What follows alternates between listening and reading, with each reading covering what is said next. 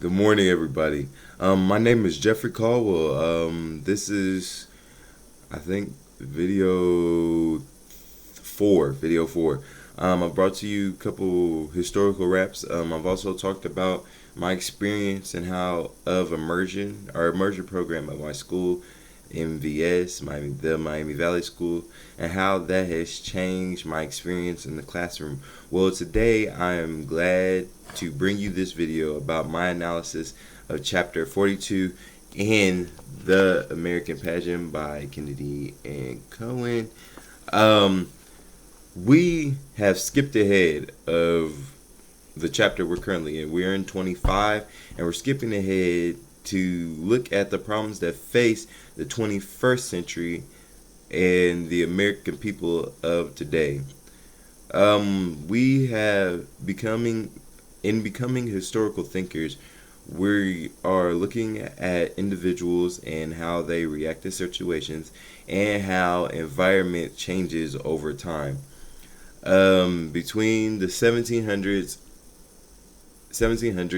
and the 1900s, things really changed. There was a drastic change, inventions, different businesses, the idea of the Industrial Revolution coming to America, and the new wave of immigrants coming into America. There was a lot of things that changed since the beginning of the nation to about the 20th century. But anyways, in chapter 42, the title is there it is. Okay. The American people face a new century. And the quote underneath that says, "As our case is anew, so we must think anew and act anew. We must disenthrall ourselves, and then we shall save our country." Abraham Lincoln, 1862. So the thesis of this chapter is pretty much how is the Americans of today going? How are Americans? How are Americans of today going to survive in the new shaping of the world, in the new information highway, in the new world economy? How are we going to survive in this new conditions and still hold on to the American values that we know and are raised with? First and foremost, I would like to look at the idea of the influence and inequality section of this chapter. Um, Americans are no longer the wealthiest people as we have been since the end of World War II. This is news for a lot of people for the fact that we are supposed to be one of the greatest nations on the earth.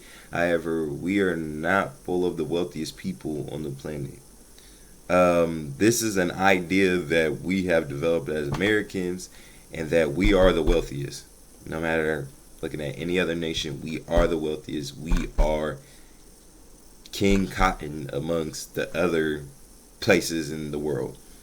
And to go along with inequality, the fact that the richest 20% of Americans in 2009 ranked raked in half the nation's income, and the 20 poorest percent received a little over 3%. Now, equality, that is what the founding fathers were looking for. Not equality, opportunity. The fact to have an opportunity to earn wealth. What sense does it make, and how does it affect people's opportunities when only the top 20% of the wealthiest people in America take 50% of the income? That is leaving 80% of people without opportunity. It's leaving people high and dry. And that is not what the nation was founded on. The nation was founded on people that wanted opportunity, people coming over here in order to get opportunity, no matter what. If it was religion, they wanted out of persecution in their homeland. They wanted opportunity, the chance to put their ideas in works and get what they wanted. After that, I want to look at the idea of the new families and old. Pretty much, the traditional nuclear family no longer exists. People are now getting divorced at higher rates. It's by the 90s, one out of every two marriages ended in divorce. So what that is saying that no longer is the nuclear family of mommy, daddy, Susie, Sarah, and Joe. It no longer exists. Mommy and daddy have divorced, remarried twice probably, and you have half siblings and children from outside marriages from your step parents or second step parents. And children are seven times more affected by divorce than in the beginning of the 20th century. So it's a combination of divorce, mixing up the families, and that women, there are a lot of single parents out there. During the 1960s, 5% of all births were to unmarried women. But 3 decades later, 1 out of 4 white children were born to unwed mothers. Three 1 out of 3 Latino babies and 2 out of 3 African American babies were born to single mothers. So about a fourth of every American child was growing up in a single parent household or shared parenting. I am a product of shared parenting and I'm okay, I would say. So, I mean, and with single parent households, parents have to work. So this developed the idea of the the parent substitutes. So daycare centers, schools, and television DVD players, the babysitters to watch out for the kids while the parents are at work. Actually, I have a nice picture there's a nice picture in the book to symbolize the new families of today.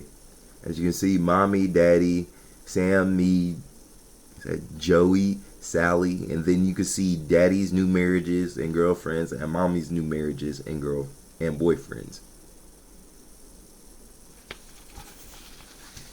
And I mean, there's a lot of problems, and there's also the baby boomers. There are a lot of baby boomers that are becoming elderly. I don't want to say old just because I don't want to offend any baby boomers out there. But the fact is, you guys are reaching the height of elderliness. This is here's the height. This is where you're at, right here, right. Yeah, gonna break it here in a few. Pow, gonna break it. All right. Anyways, the idea of there is not going to be enough. Is it? Yeah, Medicare.